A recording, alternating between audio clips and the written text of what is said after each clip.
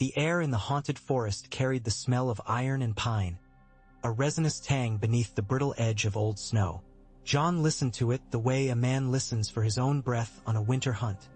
The world reduced to the slow crackle of frost and the weight of the dark. Above him, the boughs knit close and heavy, furred with rime. Now and again they gave under some invisible shrug and sent down a patter of ice that chimed faintly when it struck his mail. Ygritte stood with her back to a birch whose white bark caught what little light there was, a pale blade in the dusk. Her hair, unbound, made a banner against the drifts, a spill of flame at her shoulders. She watched him with that half-laughing defiance that had once made him think she could not be serious about anything at all. He knew better now. She was serious about everything, about her people, about the land, about him. The thought landed soft as snow and then broke branches inside him. "A bad night for choosing," she said. "But then, you crows do most things the wrong night, don't you?" He might have smiled if his face had not grown so stiff with cold. Beyond Ygritte, the wildling camp crouched among dark, felled trunks and snow-hemmed tents. The firelight, there was a dull orange dimness with a rim of smoke that blew hard east, as if trying to escape into the sky's deeper, crueler blue. "I'm not a crow," he said. The words didn't sound like his voice, or like any voice he had used since the Godswood at Winterfell, where he had said other words beneath other boughs. He had not taken those back. He had not been a boy then, though everyone had called him one. He was not a boy now, but the old words still had their teeth in him. Ygritte studied him a moment, then angled her chin to the heart tree at the clearing's edge. The trunk twisted up and away, a pale tangle with a face like a secret, and its red leaves hung motionless, heavy with ice. "There's an eye on you," she murmured. "A dozen if you count all the other trees. Don't try to lie to them." "I won't." "Good." She pushed off the birch and came nearer through the snow, light-footed and certain, like a fox closing to the edge of a snare to test the give of the cord. She did not reach for him yet. Close as she was, he could smell the smoke in her braids and the hunt on her leathers and the faint iron tang of the knife at her belt. "You're still thinking of the wall," she said, "of black brothers and old words and dead men who won't forgive." He thought of Corin's blood on the snow, dark and quick and final, and of black cloaks catching flame at the fist like ravens set alight. He thought of Lord Mormont's hand closing to a fist around command and breaking in the cold. He thought of Ghost, silent as frost, weaving between trunks that looked like loosed spears. He thought of the old bear's voice and the sharp crack of ice underfoot and of the weight of Longclaw in his palm like a promise made, a promise kept, a promise doomed. "I am thinking of you," he said. That did make her smile, and something small and hard inside him softened. She turned her head toward camp. "Tormund's waiting. He told Mance you'd make up your mind before the weather did. Said a true man uses storm for his shelter. Tormund thinks storms are tools. Tormund thinks everything's a tool except ale. Come." She took 2 steps, then glanced back as if she might drag him by the wrist if he did not follow. She did not have to. He went after her. They cut between a tangle of deadfall and a low granite rise, crusted with sugar snow that whispered against their boots. The camp opened up there, a circle like a wound in the forest's hide, rough with stumps and sheds and hides stretched on frames. The shadows crowded with men and women and children hunched in their furs. Faces turned as the pair came in. Some laughed, some spat. A dog got up snarling and then thought better of it when it saw Ghost, who had come soundless as thought to flank Jon's knee. By one of the larger fires, Tormund Giantsbane was gnawing meat off a bone and telling a story about a woman with antlers. He spoke with his hands, and the white hair on his knuckles caught the light like sparks. He was a mountain of a man in russet and white and grease. When he saw them, he slapped the bone down and threw his arms wide. "There he is." Tormund's voice was a gust. "The crow who won't be crow. I'll have to call you something else or I'll forget and you'll stab me for it one dark night." His teeth flashed in the beard. "You've come." "I have come," Jon said, and found that the words steadied him. He did not feel steadied. He felt like a man on a frozen lake that sang to him from deep under, warning and welcome in the same note. Tormund's eyes flicked to Ygritte and softened the way a man's eyes do when winter breaks and something begins to thaw under it. "Then let's get on," he said, rising in a crackle of leather and bone. "The woods'll take what's taken and make stories of the rest." If Mance Rayder doubted him, he did not show it at first. The king beyond the wall was wrapped in a dark, oiled cloak that looked like crow feathers until the fire took it and showed its sealskin. A neat joke that made some in the ring snigger and some scowl. Mance had a lute somewhere near, propped against a snow-burdened log, and an air of easy courtesy that made Jon remember another hall and another man who had made kingship seem like a song sung so long and well that it had become the air a family breathed. Mance's eyes were quick and grave. Jon knew there was calculation behind them. He did not mind it. Calculation meant a mind that weighed. "Long night to make a choice," Mance said, as if he were commenting on the frost. "A long night's a good one for true words," Tormund said. "So it is." Mance looked at Jon as if measuring where the choice sat in his bones. "You'll have her for wife, then? You'll cut your palm and hers, and you'll share a whore. And you'll speak the words that aren't the ones you learned as a boy in a god's wood far to the south." "Yes," Jon said, and the camp breathed. A ripple like the wave of grass before a wind. There were a dozen men and women who laughed and clapped backs. But there were others who did not. Styr the Magnar watched with the stillness of iron that had tasted blood and wanted more. The burn on his cheek looked black as coal. Rattleshirt war bones looped and shrugged and nodded so they chattered at every shift. His eyes showed white in their sockets, a mad gleam that might hide sanity or the lack of it. Orell stood at the edge of the firelight with that sour, thoughtful curl to his mouth. The eagle was nowhere Jon could see, but the hair on Jon's neck rose as if something had passed overhead. Mance lifted a hand. The camp fell quiet. "Then we'll mark it," he said, "under a face. It's no thing to steal a woman if you won't stand before the trees and be seen. Who'll tend the horn?"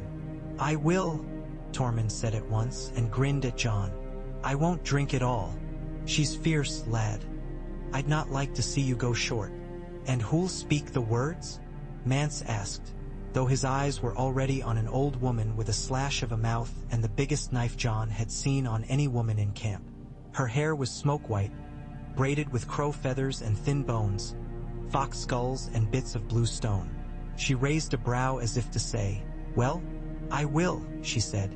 "I've done 70 and 4 more and none of them took their words back. But if you do, boy, I'll cut them out of you so we can hang them on the tree to warn the rest." "She's a gentle soul," Ygritte whispered, grinning. They went into the trees along a path someone had stamped hard as iron. The full dark had them now, and the air stung like needles. The breath from the company went up as steam and vanished into the black among branches that looked like crooked fingers. They found the heart tree in a hollow where the snow lay deeper, a basin that held the cold the way a cup holds wine. Its face rose white and wet-looking in the torchlight, a grimace or a smile depending on the angle, and its red leaves were like blood drops that had not yet fallen. Jon felt a strange hush crawl over his skin. Not fear he knew, clear and sharp as steel, but a softer, heavier weight. He had stood beneath a white face before, had spoken to nothing that was something and had heard only wind in exchange. Now he felt watched, and the watching was not unkind but was not kind either. It was old. It did not think of men as men thought of one another. It thought of them as weather. Ghost came to sit on his left. The direwolf's fur shone bone-pale in the torchlight and threw long shadows. He peered at the face with the same indifferent interest he showed snow hare or raven or flame. Ygritte took Jon's right hand. Her palm was rough and warm and scabbed in 2 places from an earlier day's work. Her brittle-boned humor had blown away. This was not the moment for it. The woman with the bones in her braid opened the horn herself. A handsome thing, banded with iron and carved with mountains and creatures with too many legs, and filled it from a skin that smelled like smoked honey and something that burned. She slipped a knife from her belt and set the edge to Jon's palm. He did not pull away. The pain was clean, cold fire. Ygritte did not flinch when the same cut marked her hand.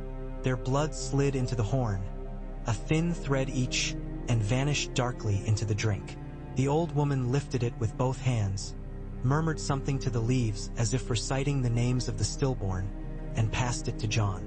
"Drink," she said, "and see if it sits well in you." The stuff was sweet and raw, like biting the heart out of a berry and finding a piece of fire hidden at the seed. He drank, and he felt the heat sink into the belly like a coal into a brazier. And he thought of his father's dark head bent over a sword that had been a lord's gift and a relic and a promise. He thought of the brothers in their black and of the hard men they made and of the walls men make when they fear. He thought of snow falling forever in a world without summer. Then he handed the horn to Ygritte. She drank as if it were only drink, and then passed the horn back to the bone-braided woman. "Say your words," the woman said. Ygritte went first. Her words were simple and wild. They were not the words of the South, and they were not heavy with the weight of crows. She spoke of choosing, of winter's sharp eye and summer's short rest, of her mother's bone kettle and her father's horn knife, of the smell of fire and the sound of rivers in thaw, of laughter loud enough to wake bears. She spoke John's name without a surname, with a smile that said she did not care whose blood made him. She spoke of sharing and of going where one goes without asking, of stealing and of not stealing. And then she fell quiet and watched him with that fierce tenderness that had undone him in some cave with water singing behind stone and warmth coming where no warmth ought to be. John did not repeat his boyhood vow. He could not. It would have been cruel and false to lay it there like a crow feather on a fox's den, and say it had anything to do with this cold hollow and this sharp-faced old woman and these red leaves that looked like drops that would never be snow. He spoke instead of choosing and of keeping. He spoke of fire in winter and shelter in storm. He said he would walk where she walked unless blood or death separated them, and even then he would stand and watch her go until he could not see. He said he would take her counsel before any spear and would be her spear if she needed one.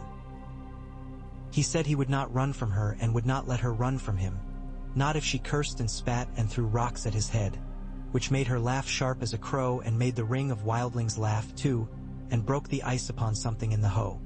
Lo! The old woman nodded once as if she had heard something she had been listening for. She tipped the horn and poured the last mouthful onto the snow at the heart tree's root. It hissed faintly. "The trees heard," she said. "They've long ears, but they heard. And if you lie, they'll remember." She did not smile. Tormund, the horn. Tormund stepped forward with his grin and his big hand that seemed always a little surprised by how much it could hold. He raised the horn and then, ignoring ceremony, wrapped one arm around both their shoulders and pulled them in, crushing them together with a warmth that stung John's cut hand and made Ygritte hiss. "Good," Tormund said, and his beard scrubbed at John's brow. "Good. If the world's going to end, we might as well have a proper feast first." There was a feast after its fashion. A wildling's feast, not a Southron's. Flesh cut thick off haunches and charred, and bread hard as shields and beer as smoky as tents. Someone played Mance's lute and made it do more than John would have expected. Someone else, Mance, of course, who else, sang a song that had a little sadness in it like a splinter under the skin. Ygritte and John ate from the same trencher, trading bites as if they had been doing it forever, and people came and clapped him on the back and thumped Ygritte and told ribald stories and offered knives and advice and mockery like gifts. Not all. Styr stood and watched and said nothing. Rattleshirt's bones muttered to themselves like teeth in winter. Orell's mouth twitched, and his eyes slid to the sky, and John fancied he could hear a scrape of wing against dark. Ghost lay with his nose on his paws, eyes slit thin, a faint red ember behind snow. He watched the moving shadows and did not sleep. Later, when the camp had let itself slump into murmuring quiet and the fires were heaps of orange hearts inside their rinds of ash, Ygritte drew John away into the trees, to a place where the ground sloped toward a creek that ran black and cold through crusted banks and whispered like a mouth speaking other people's breathing. She set him with his back against a log where moss froze thick and pale as spun wool, and then she settled with her head on his chest and her heels tucked under his thigh.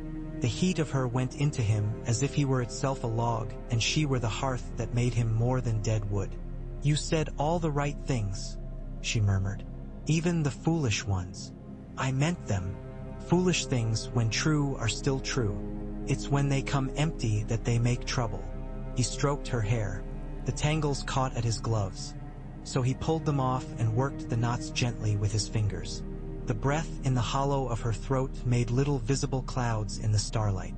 "What would trouble look like?" he asked.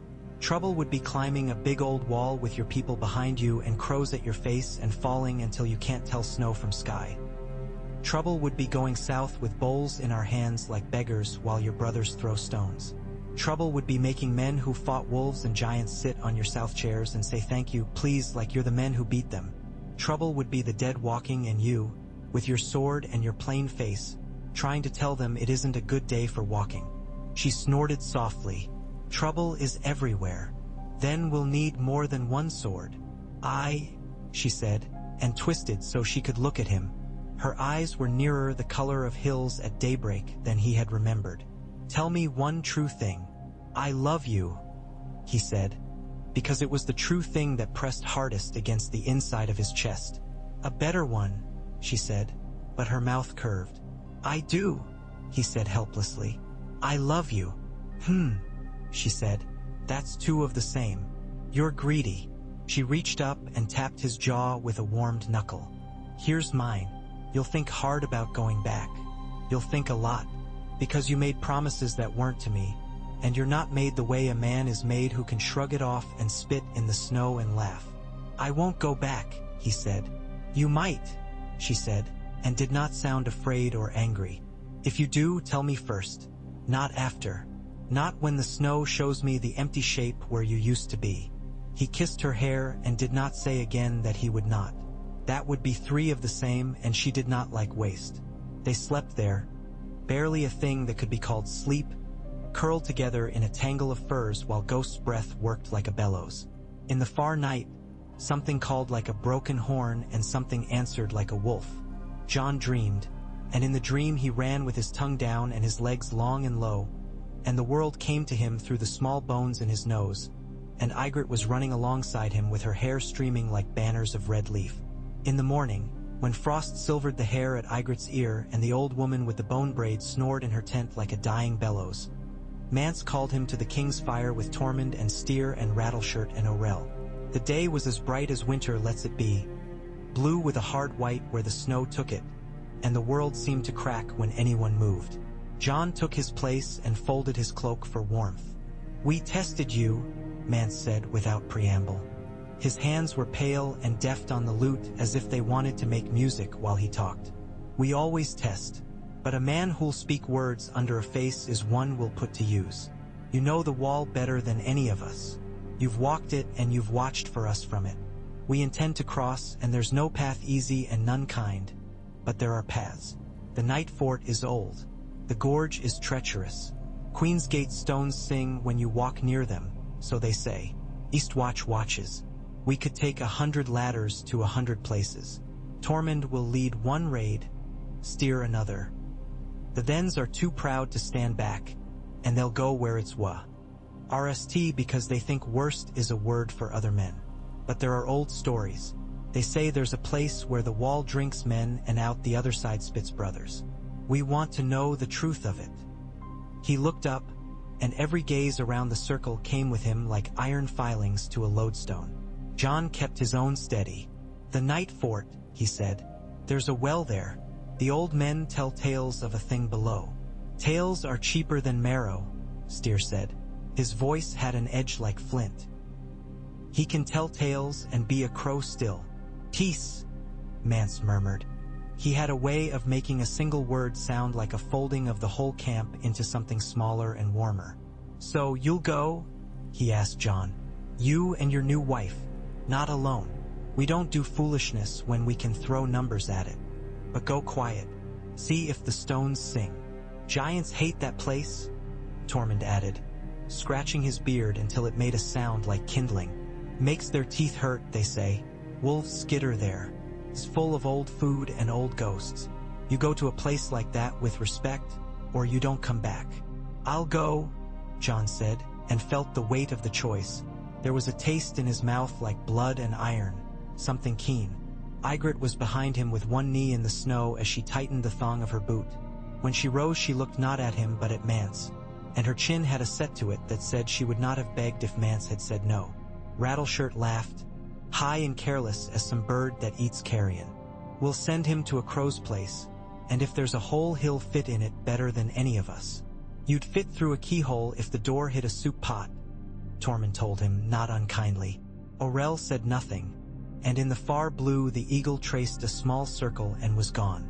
They set out before noon, a ragged party in white and gray with bundles and spears and bows that made long lines behind them like the shadows of a forest, and the forest itself followed as if reluctant to let them go. They moved through the stands of pine where the ground pooled dark with needles. They moved across drifts that came up to Tormund's thigh and made Ygritte snort with effort and made Jon's legs burn. They moved over a stream whose skin had frozen clear as glass so he could see thin fish moving under, slow as breath. The night fort lay south and west, a day and a half away for men who could walk like winter and eat like birds. By the second night, the stars had turned sharp as iron filings tossed across black glass. They camped in the lee of a boulder so large and old it had its own stories, though none of them knew them, and they kept the fire small and the laughter smaller. The woods listened. Jon felt it in the way sound died at the edges of the clearing. He woke sometime after midnight to the feeling of cold watching him. Not cold as a thing made of weather, but cold as a person who had once been warm and was not now, and lay very still. Ghost was sitting up with his nose high and his ears laid back just a little. The fire gave a little kick and then went still again, and the sound the flames made seemed to come from far away. Ygritte stirred against his hip. She had slept curled like a cat, but now her eyes were on the dark and her hand had found its way to the bough at her side. Jon did not say anything. He did not wish to make a sound more than the world allowed. The air moved and did not. Somewhere well beyond the trees, something made a sound like a finger traced down a harp string that had iced over. He closed his eyes and in the darkness behind them saw a long bar of white and cold, a sword not made by men. He smelled meat made wrong and breath that was a bite. It moved away. He could not have said how he knew that it was moving away, but he did, and so did Ghost. The direwolf's hackles sank, and he blew out air with a sound like a door closing. Ygritte's breath came slow again. "Dream?" she whispered. "No," he murmured. "Not that. We should move," she said in the same soft voice, and he nodded against the hard pillow of rolled furs. "We should keep moving." They did. Mance's party did not dare torches that night. They followed the curve of the boulder and then the bend of a stream until the sky came gray and thin as smoke and the world seemed to exhale. When they finally stopped to drink a little broth that tasted of bone and not much else, Tormund's eyes were small and dark in his great face. "Worse things than crows watch us," he said redundantly. "They always have," Ygritte said. "Just now there's more of them. Or they're hungrier." They reached the night fort at dusk on the third day. Jon had seen it before, had stood atop the wall and looked down at it, had walked its burnt halls with a dozen black brothers and the old bear at their front, and yet the sight of it from the north chilled him differently. It lay like a dead beast with its mouth open and its bones showing. Towers long fallen, towers slumped into themselves. The black gate that had been a gate once and now was a memory.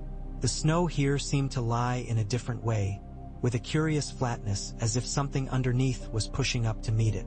"Smile," Tormund said, but did not. Ghost went in ahead, careful and silent. Jon followed with Longclaw hanging easy at his hip. He felt every iron ring of his mail as if it were a story someone else had told about the man who wore it. Ygritte walked soft-footed beside him, her bow unstrung but ready. A handful of the hardier men and spearwives spread out like feelers from a spider's body. Steer and Rattleshirt had come, too, though Steer stayed close and Rattleshirt wandered, rattling bone to bone with a noise that made Jon's teeth hurt. They found the old well without trouble. Trouble is for men who hope it can be avoided, Jon thought, and bent to peer over the rim. He could smell water down there, but music rode with it.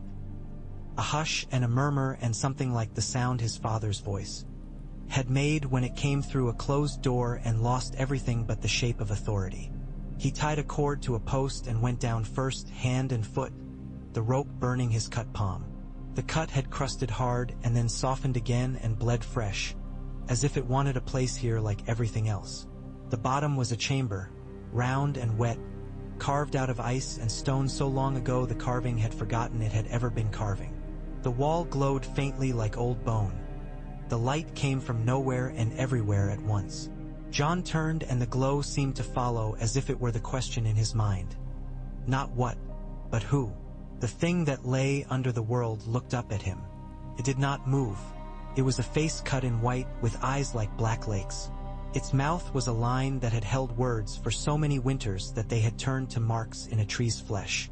He did not step closer. A part of him was already too close. He heard the slight slip of rope as Ygritte came down hand over hand, her breath steady and the sound of her boots very careful when they reached the last of the slick steps. She came to his side and did not mock like her once self might have. She had not much mocked since the heart tree. She looked at the face and at Jon and at the face again. "It looks asleep," she said finally. "I don't think it sleeps," Jon said softly. "I think it waits." "This is south," said a new voice, iron-flat. Styr had climbed less noisily than Jon would have thought a man so heavy might. He stood to the left, one hand on the rope and the other on his axe. "We go through it, we're not free. North will be south soon enough," Ygritte said without looking at him. "North can be in a child's eyes when she asks for warm bread. North can be a memory in an old man's bones. North is a word." Styr did not answer. He did not need to. The face opened its eyes, not with any movement Jon's eyes could see, but he felt the moment like a line drawn across flesh. He felt remembered. He felt weighed. A voice came. It sounded like water over stones and cattle bells in fog and the speaking of vows over meat and beer. It sounded like his father saying his name at the horses in the morning. Came without breath. "Who comes?" Not a question. A recognition asking for its object. Jon wet his lips. He could not say the word he wanted to. Not here. Not with Ygritte beside him and Styr behind and the world tipping toward winter so hard that men clutched at the snows to keep from sliding off. He stood very still. "A man," he said. "A man with a wife. Are you a brother?" The water bells asked, and in his bones an answer woke and tried to claw its way up his throat. Jon closed his eyes. He remembered the gods wood at Winterfell, the still water there, the way ravens had talked above him in an ugly language and then fallen silent when he raised his head. He thought of the boys he had stood beside and the men they had become or failed to become. He thought of the feel of black wool in his fingers and of the old bear's hand heavy with approval and the fist and the blazing dead. He thought of Ygritte's mouth and the words she had said in the hollow and of the wildling child who had watched him eat and had not stopped watching in case he might leave something. He thought of Ghost's heartbeat against the side of his boot when the dire wolf laid his head down there in strange moments of absolution. He opened his eyes. "I made that pledge," he said, and his voice did not shake. "I am bound to it. I am bound to her, too. The living need to pass." The mouth in the stone did not move. He had not fooled it, and he felt the fact of that like a hand on his cheek. Water bells again. "Say the words." Behind him, Ygritte made a sound in her throat like warning, or like permission, or like both. He said the words. He did not recite them like a child's lesson. He spoke them as if he were speaking them to no one but himself, a man alone under winter's eye. He cut them apart with his teeth and laid them down, one by one, and they slid into the dark like knives into sheaths, each in its place. He did not raise his voice at the end as boys sometimes do when they want the air to carry their courage away. He let the last syllable fall and break, and then he was quiet. The face opened. He had seen mouths open before. He had seen wolves and men and dead things gape for breath and blood. He had not seen a tree open like a curtain or a pool like a throat. But it did. The black eyes blinked once with a sound like ice cracking underfoot in thaw, and then the place in the wall that had been stone and wood and something older than either became a dark throat that breathed cold up and out. Jon smelled earth. He smelled old winter and the faintest suggestion of spring. "Through," Styr said, as if he had never doubted, as if he did not feel the hair prickling along his arms the way Jon did. He went first because pride was a kind of hunger for him and hunger did not wait. He vanished like a man swallowed alive. A moment later, a shout came from the far side. One word. Clear. Rattleshirt pushed past, clacking, and Orell's mouth turned down like the cut edge of a blade. Tormund pushed Jon's shoulder and then patted it. A huge soft blow. "Oh, lad," he said. "The world won't make this easy for you." "I never thought it would," Jon said and looked at Ygritte. She did not look away. She was fierce and she was afraid, and the fear was not for herself.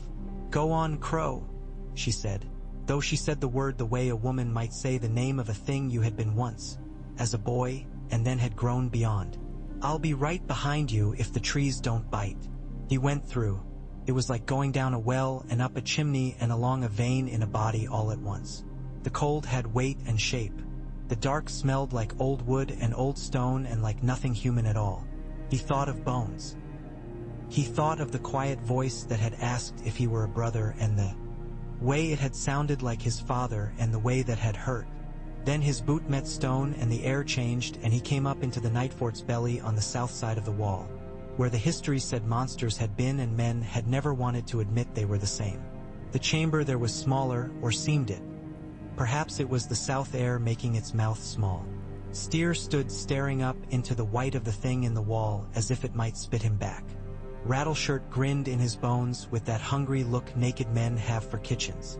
Tormund hauled himself through and then turned, hands out, and took Ygritte by the elbows when she stepped into the light. She looked briefly to the hole as it sealed, a slow, wet-smacking closing that made Jon think of wounds. Then she looked at him. "You did it," she said, and her voice was small and big all at once. "So did you," he said. "Quickly," Styr snapped. "We don't know what crows smell." "They smell fear," Rattleshirt said with relish. "And soup." "Shut your bones," Tormund told him cheerfully, and then jerked his head at Jon. "We can't send the whole wild through here. Even if we could, it would take a week and the bloody wall would notice. But we can send mothers and little ones and the bent old ones with their stories. Men with bad legs and good hands. Spears if we must, but not all. It'll be a trickle. Better a trickle than a frozen pond." Mance had known as much. There was a plan inside the song because a man who had lived long north of the wall and lived to lead had learned to make such. The raiders would still raid. The thens would still climb where the wall was steepest and laugh if the wind cut their faces. But the vulnerable would come this way, a few at a time, and disappear into the woods south, into hollow hills and secret places, into Mance's memory of where a younger man had danced in a black cloak to a piper's air. Jon knew that road now. Curiously, it felt like learning a map of his own marrow. They went back, all but a pair of women and a boy who knew how to sit quiet as a bird on a branch. Those three went south to listen. The rest returned to the north side of the wall by the same path, and the face did not ask for words again. It had heard them, and hearing was enough. On the way up the well, Jon's hands slipped, and he knocked his knuckles so hard he thought he would leave skin behind. But Ygritte's palm came to his wrist and steadied him. He remembered the old woman pouring the last drink into the snow and thought, there is always a pouring out. The next days were a blur and too sharp to be a blur, both. They lived on the knife edge between the old plans and the new. Tormund and Styr split with their parties, one to the steel face of the wall and one to the forests beyond, to make noise where noise would hide small sounds in its sleeve. Mance sent messengers like stitches through cloth, binding camp to camp with the thread of quiet instructions. They were not told to trust Jon Snow. They were told to trust Mance Raider's plan and the need that had made it. That was enough. The trickle began. A woman with one hand and one child went first. A girl with a face that did not know how to smile but stared as if smiles were a language that would come slow to her. Then a pair of ragged boys with hair like thorns. Then an old man with eyes like tarns and legs that curled under him in a sled. Two spearwives pulled him and cursed him and sang to him all at once. They went through the night hole while Jon spoke the words, and he learned to speak them the way a man prays at a bedside. Plainly, without asking for anything, offering only the truth of breath. Sometimes the face did not open at once.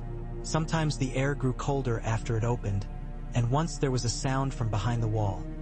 A sound like the cracking of frozen branches as weight pressed them. Another night, when Ygritte and John had only just climbed back up and were sharing broth from the same bowl like the poor, there came a clatter from above that was not ice or stone. It was iron. Men gave a low cry. Ghost stood and lowered his head and made a noise so deep it seemed to come from the ground. "South," someone hissed. "Crows." They came with torches and blades and the smell of cold wool and clean oil and discipline. John had known before he knew that they knew. Mance's threads had not pulled quickly enough to sew this hole shut. He had not expected the face at their head. He had somehow. Ser Alistair rode into the broken court of the night fort as if it were daylight and as if he had never encountered a darkness that did not flee before him. He was not wrong. Some darkness does flee before a certain kind of man. The torches he carried did not so much light the place as insult it. "Look," Ser Alistair said, and his voice carried that always sneering smile that said he knew you and did not care, the way a butcher knows a pig. "Our runaway boy, or a ghost that looks like him. Will you apologize like a good bastard and hang yourself? Or shall we do it for you? This is the part where you beg. I confess I've been looking forward." The men behind him were not all from Castle Black. There were men of Eastwatch with their sea-stiff faces, and there were as many green boys as old hands. There was Bowen Marsh, who looked like a man whose bed had been taken away. There was a hard line of brothers with arrows notched. The torches threw wicked shadows into their eye sockets. Ygritte stepped forward beside John, and 3 notched bows came up to meet her. John reached out and caught her wrist without moving his eyes from Ser Alistair. It was a foolish small gesture and a great one both. That was what made it marriage. "I came as a brother once," John said, and it sounded feeble in the face of the drawn bows. "I come now with a wife and with people who want only to live. There are worse things than wildlings in these woods. There are worse things, Teach. And bastards in this world," Ser Alistair said amiably. "It does not mean a man starts hugging bastards." "Let me speak to the commander," John said. "To Maester Eamon, to Samwell." He did not say Sam's name like a pleading. He let it sit in the air like a fact, like the way one might say, "There is bread left on the table. You know what we've seen. You know what comes. Turn the free folk into brothers, or at least into men who won't stab you in the night. There isn't time to be fools." Ser Alistair laughed gently. "There is always time to be fools, Snow. It's the one thing men never run out of." He raised his hand. The bows lifted further. "Don't," Ygritte said under her breath, but it might have been to John or to the archers or to the face in the stone or to whatever walked outside the trees. Don't. John did not reach for Longclaw. He did not put his hand anywhere near the sword. He stepped forward half a pace and let the torches throw his face into shadow and then out again, as if to remind the men on the southern side that he was not a white. "If you kill me," he said very quietly, "you kill your chance to speak the words that open that." He jerked his chin just a fraction toward the well mouth. The men glanced. Alistair did not. He kept his pale gaze on John's mouth as if he were watching the shape of the words for a lie. "What is that?" he said lazily. "A hole? We've seen holes." "The old gate," John said. He felt Ygritte's pulse quick under his thumb where his hand still circled her wrist. "There's a door in the wall that opens for the watch and for no one else. We can use it to bring through mothers and old men and children who will otherwise freeze. Or to bring through raiders and monsters and songs about your own cleverness," Ser Alistair said. "We've plenty of monsters and I've no taste for songs." "Ask Eamon," John said. "He's read the books, the ones not even you have bothered. Ask him what the wall remembers." A voice came from the back then, more breath than sound, and John could have wept for the familiarity of it. "The wall remembers everything," Maester Eamon said, and his face came forward on someone's arm. His blind eyes turned toward the torchlight as if they could feel it. "You are a fool, Thorn, but you are not a complete fool. You will not shoot while an old man walks." "Maester," Ser Alistair said, with a curl of his lip that did not quite make it to his tone, "you should be in your bed." "I have no bed until the wall sleeps," the old man said, and then he lifted his chin toward John, though he could not see him. "Come here, brother." John did. The bows wavered and then lowered a finger breadth. The men who held them looked half ashamed. Maester Eamon smelled of parchment and wool and a faint, sweet medicinal thing. His mouth trembled as if with effort, and when Jon came near enough he reached out and touched Jon's hair with a hand as soft and dry as paper. "You should not have left," he said. "But men do what their hearts tell them and call it folly later. I will not hold your hand to the flame to make you wise. There's not time for it." He lifted his head. "Thorn. What, old man? Look outward. There's a wind you don't know. These folk bring it with them, and many more would bring it if they knew the way. We must let the world in or it will blow us down. You don't fight weather with walls. You fight weather with men." "Poetry," Ser Alliser said dryly. "We're all saved. Fine. Let him sing his little gate open. If it's as you say, snow, we'll let through a dozen of your sweet babes and bent grandams. After that, we'll put a sword through your belly and see if that keeps the others honest." "That's a bargain made by a pit fighter," Tormund rumbled from the dark, and men spun and brought up torches, and there were snarls and curses. "But I've known worse." Ygritte's breath touched Jon's ear. "This is the part where you choose again," she said. "And then again. It never stops, you see." "I see," he said. He spoke the words again. He felt them gather at the base of his throat like swallows before flight and then lift. The old face sighed itself open, lazy as a slumbering thing. The Southerners drew back, more at the sound than at the sight, though a few crossed themselves with old signs the watch pretended to laugh at. The first of the waiting went through, a woman with a little boy on her hip and a girl who walked. The boys in black made a hole for them the way a herd sometimes makes space for a pair of fawns. It was instinct, not mercy. 12 mothers, 12 children, 3 old men whose eyes were sharpened down to kindness by hunger, an old spear wife who stuck out her tongue at Ser Alliser as she passed and almost got an arrow for it, one crippled man who wheezed and smiled like a saint. In between, Jon stopped and let the gate close and then spoke again and let it open because doors think slowly, and you do not hurry old things if you want them to be kind. "Enough," Ser Alliser said hoarsely at last. "Enough. If this is a trick, I tire of it. If it's not, I tire of it anyway." He gestured, and men came from the shadows to put their bodies between Jon and the old mouth in the wall. "Shut that and step away." Jon did. He felt hollow in a way that had nothing to do with hunger. He stepped beside Ygritte and Tormund and folded his hands against cold. "Belly," Ser Alliser said almost gently. "Sword." "No," said a voice Jon had not expected and yet had come to hope for. It was pitched high and soft and already tired from too much reading aloud. "Nu, Ser Alliser. That is not what we do."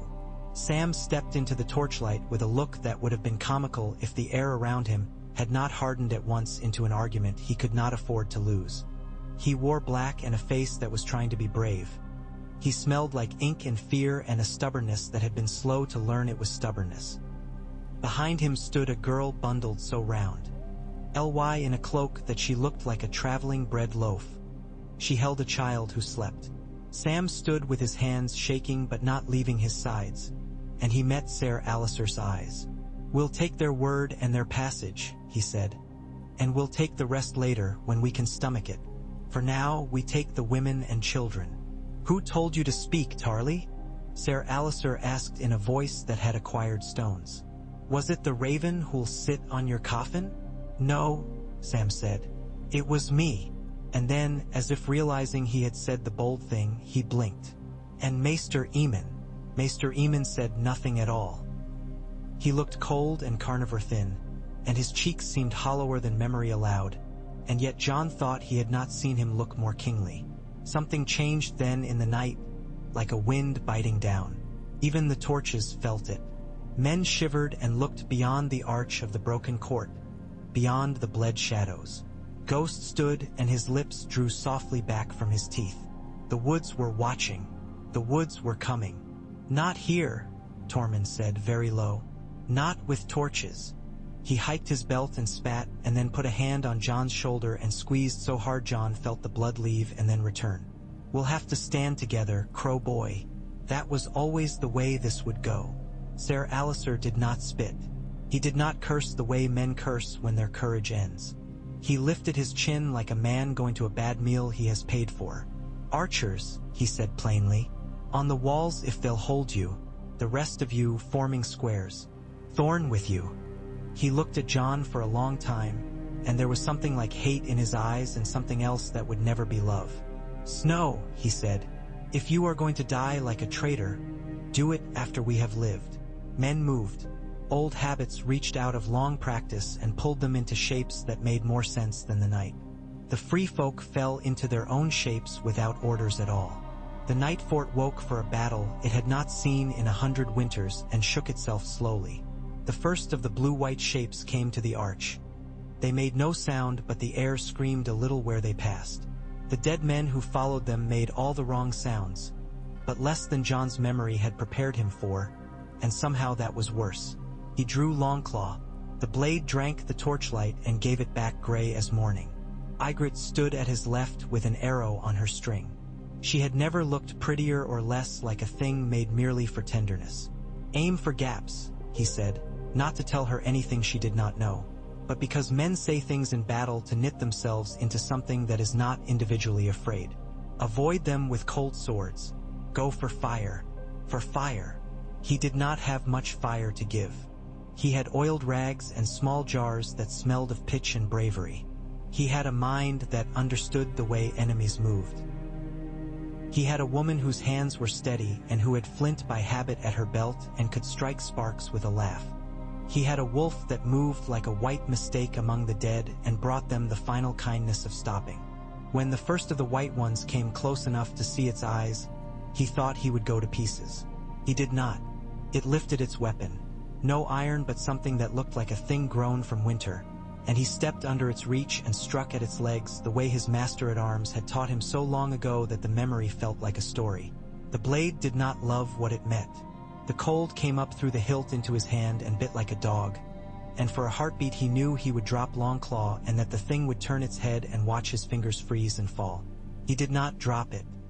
His arm moved because Ghost's shoulder brushed his knee and reminded him he was a man who had been chosen by a wolf, and sometimes that means you stop thinking, and he brought the sword up and around and struck at the thing's arm, and the thing's weapon rang like ice breaking on a lake and then shattered, and the light went out in its eyes and it fell into frost blossom and whirled away. He had not expected it to do that.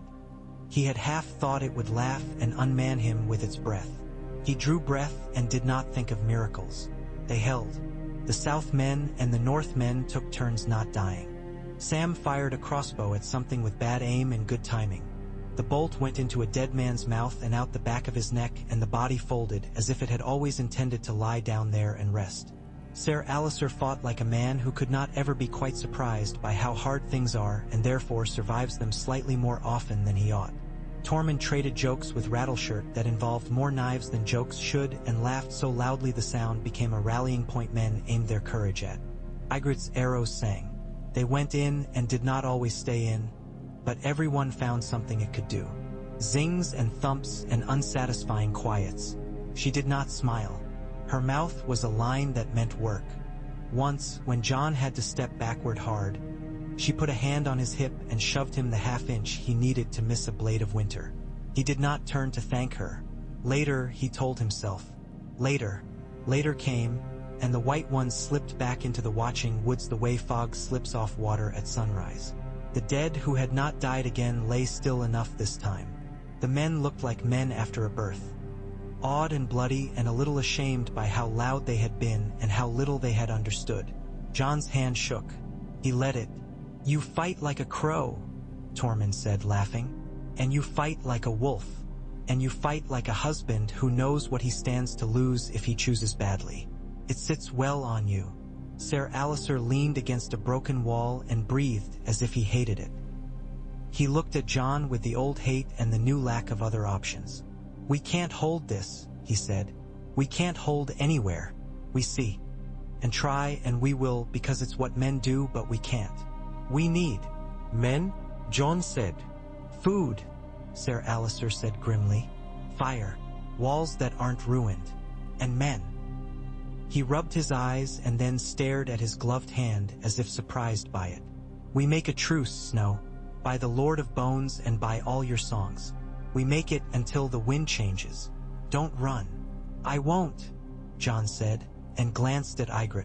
Later, when the torches guttered down and the night fort seemed to sigh and settle, he lay with Ygritte in a corner of what had once been a kitchen where soldiers had stolen hot bread and gotten their hands slapped. Ghost lay across the doorway like a word. Ygritte watched Jon with her head propped on her arm. Her eyes held tired humor and something like alarmed pride. You did a crow thing, she said, and a free folk thing, and a foolish thing. All at once. All at once, she said. You're getting better at it. He smiled, or tried to. His mouth hurt and he thought a cut might open if he did it too wide. I won't leave you, he said, because that was the shape in his throat that would not change. I know, she said. But if you have to do something that looks like leaving, tell me. I'll follow and make a fool of you in front of all your black friends. I don't have black friends, he said softly. I have brothers. And then I have you. You'll not be the first man to be cleft like a log, she said, but her hand found his. When the spring comes, gods know if it will, we'll find us a bit of ground and plant something. Tormund says he knows a seed song. We'll see if he can sing it without scaring all the grain away. Spring, he said, tasting it, daring it. It felt like a lie and a prayer together. Do you want that? I want it with you, she said, and then she laid her head on his chest and went quiet. They did not return to the camp fully as they had left it. Men looked at Jon differently, some with the narrow hatred that comes when a man is allowed to see a thing he wanted hidden and it makes him feel small. Others with relief, as if the choice had been taken from them and that meant it would not have to eat them. Ygritte stood between him and too much warmth or too much cold, and he was grateful for it. She knew the weight of a camp's eyes. She wore it like something she had put on herself and could take off if she chose. Mance heard them out without expression and then leaned back on his hands and studied the gray-white line of the wall through the gaps in the trees. It's always taller than I remember, he said, not complaining. Very well. We'll send who we can. We'll bleed the rest through the trees and the storms and whatever charity crows can find in their winter-hardened hearts. We'll be killed in ones and twos and tens and in hundreds, and we'll kill back some. It won't be honorable. It will be living.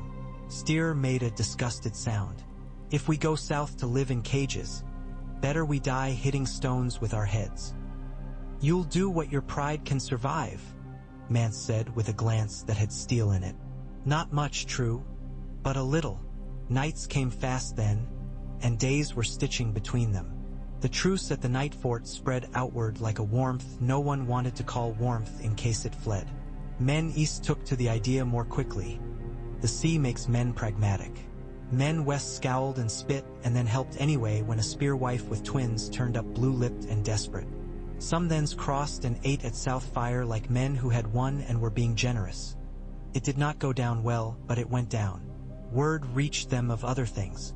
Stannis Baratheon, long thought a shadow skulking behind a flame, had come north with his grim mouth and his army that always seemed a little too small and yet somehow sufficient. He fought like a map holds ink. The wildling host he met broke like ice on his ship-proud front and then froze and then dealt again. Some died. Some bent a knee because they had knees and saw no point in keeping them if they never bent, and some refused and went east into deeper cold where choice is a kind of luxury. Jon watched it all with the exhaustion of a man who has stayed up too many nights to see how a fire is doing. He saw Sam stumble into a rhythm of courage that had nothing to do with swords and everything to do with telling a new story louder and louder until men decided it had always been the old one. He saw Ser Aliser's mouth twist into reluctant acceptance the way ice sometimes accepts a boot when it must. He saw Ghost appear and vanish and return smelling of whatever the snow beneath the trees remembered. He saw Ygritte's plates come loose one afternoon and tied them again for her with hands that trembled less than they had a month before. He saw the face in the wall. He saw it every time he closed his eyes.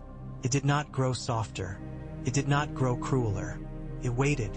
When he spoke the words it opened, and when he did not, it did not, and the world went on dying slower on the north side than it might have otherwise.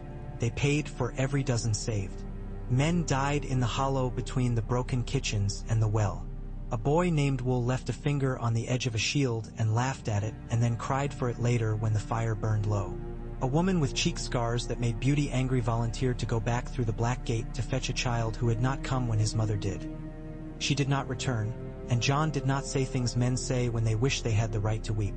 Steer went, stubborn as flint, and came back with the child in the crook of his arm and 3 white lines on his cheek that would never fade. He did not look at John any easier, but he nodded once as he passed. One night, the worst yet, the air broke like glass. Something old came near, nearer than the battle in the court had brought it, and the torches went out as if a mouth had closed over them. Men prayed by instinct with the words of their mothers or the words "Oh, F the trees" or no words at all, and the silence was so loud John thought it might burst his ears. He stood with Longclaw raised and did not know if he would have even time to swing. A faint blue came then, from behind them, from inside the wall itself, like the memory of day. It pulsed slow, as if the old thing in the ice had a heart, and the thing outside the court paused in its pausing, and then it moved away. John did not say he had felt the wall choose. He did not say that the choosing included him only incidentally. He did not say that the old gods were not good or bad but simply hungry and orderly, and that now and again their hunger matched a man's need. Ygritte said it for him, in other words. "The trees are on their own side," she said afterward, by the low fire, with her arrow pile at her feet and her fingers black with ash. "We've made ourselves part of that for a bit. It won't last, but it will last long enough to get a few more through if we hurry." "We will," John said. He slipped his hand over hers, smearing ash on his palm. "When this is done, we'll go south with them to some small place where onion grows and people tell stories about giants that aren't true. We'll tell the true ones," she said, mouth quirking. She bent her head to the flint and steel. The spark leaped like a good answer and caught slow. When Stannis came to the wall with his banners like night skies and his priests like embers, the truce buckled and held. A southern king looked north and saw a human tide and did not weep or rage. He planned. John had not known the man but had known his sigil's hard circle. He did not like Stannis, not in the way a man likes men whose smiles find their own way to their eyes, but he respected the fact that the king's decisions had a shape a man could navigate by. And there were shapes within shapes. Someone, many someones, wanted John dead for the sin of making the old wall into a door. He smelled it in the way men got quiet when he came near, and he felt it in the way a bowl would sometimes be left where he might trip. He found his bootlaces tied together one night and laughed. It had been a child, a wildling child, trying to make a joke as in the old days before winter had teeth. He untied the laces and set to teaching the boy a better knot. It was never safe to be loved by 2 Judys. He learned the rhythms of being alive and almost killed daily, the way men learn the seasons in a place where there are more than 4. He learned where Ygritte liked to sleep, even when she said she did not care, and how she distrusted nights when the wind had a high tone to it. He learned where Sam kept a small store of courage in his body and shored it up with stupid jokes. He learned where Ser Alistair kept his grudges and where he kept the part of him that was a soldier still, and how to bring the latter forward when the former threatened to drown the man. He learned the small business of moving people through a wet mouth that had no reason to like them. He dreamed. Sometimes he ran on 4 feet over blue-white fields that hummed like taut wire. Sometimes he was a boy again with a wooden sword and a mouth full of the taste of iron and wanting. Sometimes he stood before a tree with a face and its mouth opened and the breath out of that mouth was warm. And he woke with his cheeks wet and did not know when his tears had begun. He loved Ygritte, and the loving changed nothing and everything. It did not make men kinder. It did not make winter pause. It made him notice the way light caught in the line at the corner of her mouth, and the way her hands were always faintly chapped, and the way she did not kill a spider if she could move it instead. It made him fight harder not to die. It made him think of spring as if it were a place rather than a time. There were other choices to make. Stannis wanted a banner on Jon's shoulders. He wanted a name turned into the kind of name other men listened to. He wanted castles and a chain of command that reached north like a set of hooks and dragged obedience out of men as if it were fish from a stream. Jon listened to him and looked at the line of the wall and thought of his father's silence, which had been louder than many men's shouting. He did not say yes. He did not say no. He said he needed to see more women and children through an old mouth in a well. Duty, Stannis said, not sneering. It is a bad wife. It is the only wife. He eyed Ygritte with the curiosity men turn on fires. Fascination and contempt. You picked a worse one. That takes some skill. I picked a better one, Jon said, and expected a blade for it. But the king only snorted and went to have an argument with a red woman about candles. When the truce finally cracked, it did not shatter. It cleaved along old lines like wood, as if the stress had been written there long before anyone set the wedge. A patrol from the Shadow Tower took a then raider's head and pinned it to a tree as a joke. Men who had wives that had bled out in snow decided humor was a thing they would not share. There were arrows in the night. A boy with a face like the moon shot at the silhouette of a cloak and killed a man who had just learned to laugh again. Ser Alliser and Tormund met in the half-light and looked at each other like men reading prayers in the wrong tongue and smiled without warmth and ceased, briefly, to make worse of things. We can't keep the gate open forever, Maester Aemon said one morning when the wind bit like fine steel filings. It opens for vows and for need, but if we teach it to hear fear as need it will begin to eat us. We must teach it to be stern. You make me stern, Jon said, and the old man laughed soundlessly. The skins on his cheeks were thin as a moth's wing. We taught you to choose not to be comfortable, the old man said. I am sorry for it. That is all an old man does at the last. Sorry and grateful. You have been a good betrayal. That night, Ygritte woke him. Why? Hitch a hand over his mouth and her hair black against the dark. He knew before she spoke what she would say. He knew by the feel the air had. He knew by the small tremble in her wrist. I have to go north, she whispered. There's a band, women and babes mostly, and one old man who walks like a stick and sings like a dog. They went toward Frost. They didn't know better. There's a place where the snow covers a pond and looks like ground. There'll be men, but not many. They need a spear, not a treaty. I'll come, he said. You won't, she said. You'll be making mouths open and closing them and talking to old men while I'm gone. And that's the thing you're good at. I'm good at the other. Her mouth shaped a smile he could only feel with his mouth when he kissed it. I'll be quick. I'll be angry if you die while I'm gone. You'll be angry anyway, he said. Always, she agreed. It keeps me warm. She left with Ghost pressed to her hip like the shadow of a winter cloud. Jon watched her go and told himself he could see the place where she vanished, as if knowing the outline of it would make a difference. He told himself he would not count in his head. He counted anyway because men do. She came back 2 days later with blood on her and the old man with the stick and 2 children and 2 of the women. He heard the party before he saw it, the sound of someone trying not to cry. Then he saw Ygritte's hair come out of the trees like dawn in a dream and he was already moving. He took the old man and he took one of the women, whose face had been turned to stone by grief, and he took Ygritte's arm and he did not make the sound he wanted to make because she was upright and the dead are the ones who need sounds. They fell through, she said hoarsely. Some turned to go back to their home and then remembered there was none. We brought who we could. Ghost pulled one out by her coat and the coat came away from her. He stood and watched a long time. I don't like it when he looks like that. He's a wolf, Jon said. He's supposed to look like that. So are you, she said. And then she let him pitch her against his chest and breathe in his hair and shake. The winter that had been coming came. It did not roll. It leaned. The wall crackled in the night like old bones. Men spoke softly and too politely and then sometimes screeched like birds and then made up because the silence was worse.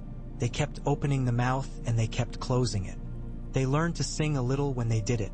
The old tunes had power here, and even a fool can be wise if he is too tired to remember he is a fool.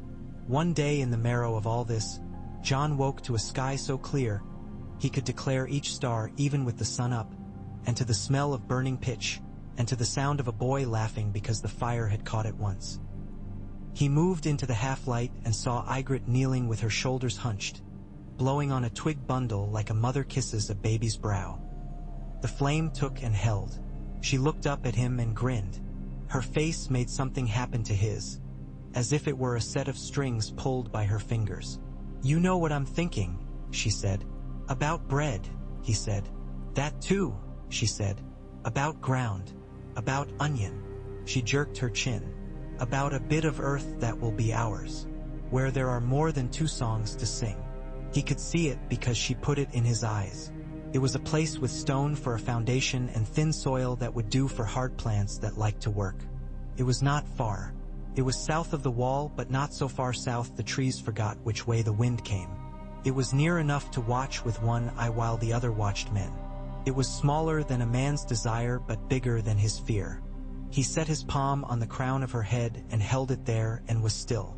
The day they found it was a day with a wind that made his teeth ache.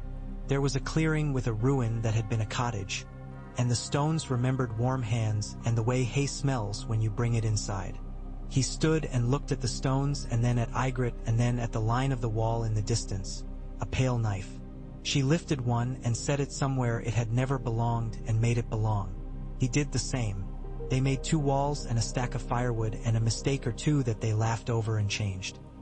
He slept there one night, with Ygritte's shoulder under his cheek and Ghost at the door.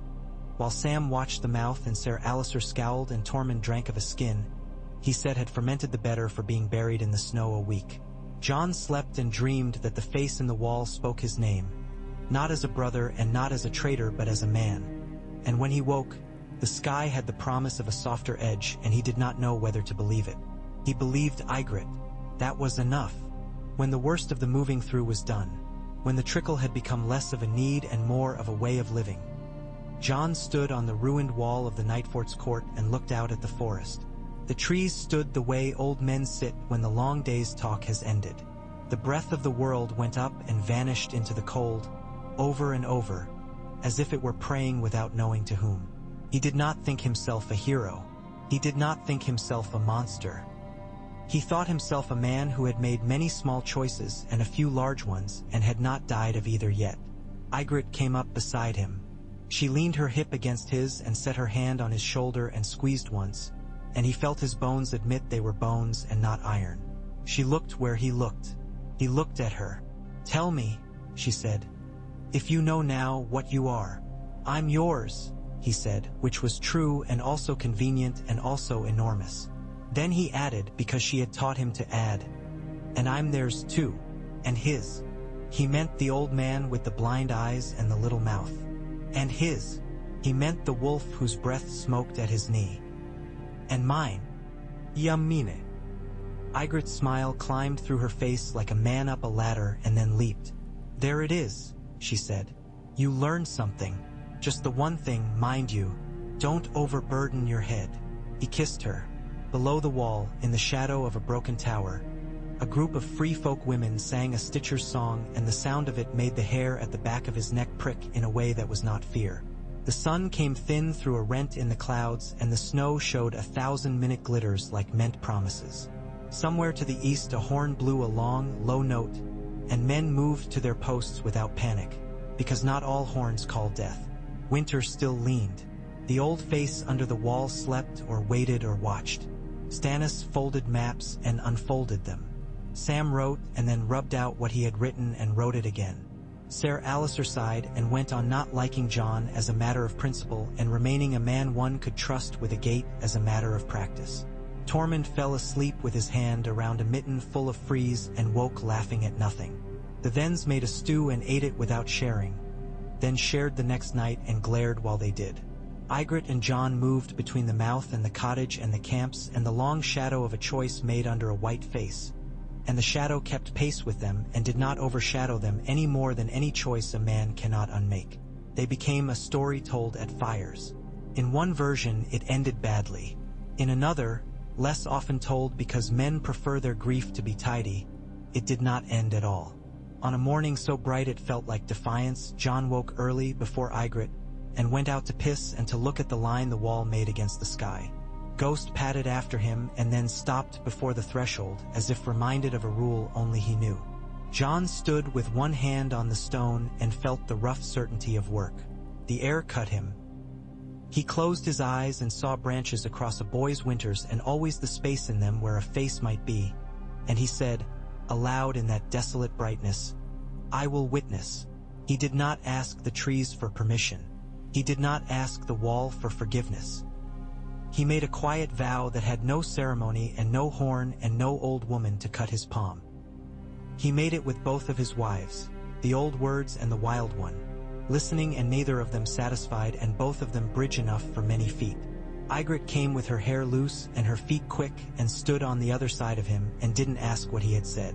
She pressed into his side, and for a moment the cold seemed to go flat like a tongue leaving the roof of one's mouth. She breathed in. She breathed out. "There," she said. "You feel how the air is today. That's how it feels right before the sky breaks and a soft fall starts. Onion weather."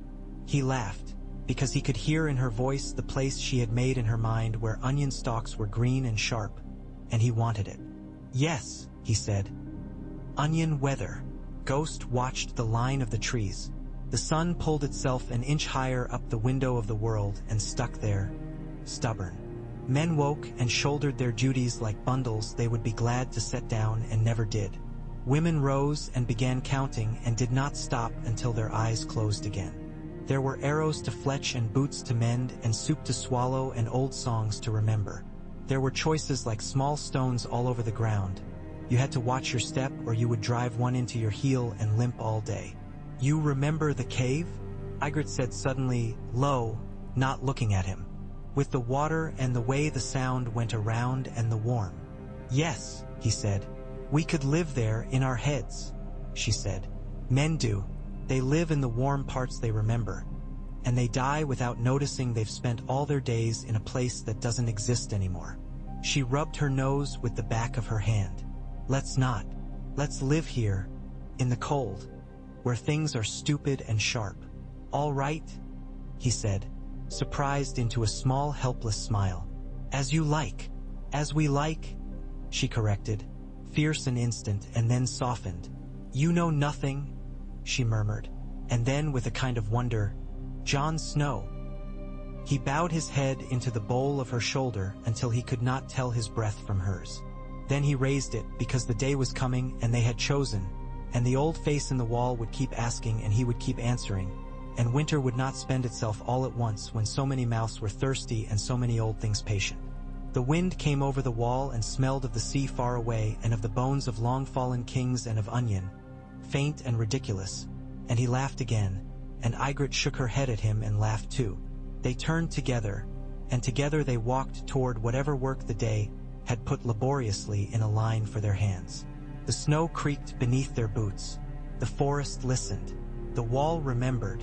And in the thickened air between two breaths, the three of them, the man, the woman, and the wolf, looked like the shape of a story you might tell if you wanted to make the cold bearable and the choosing less lonely. Then the breath went out and they went on.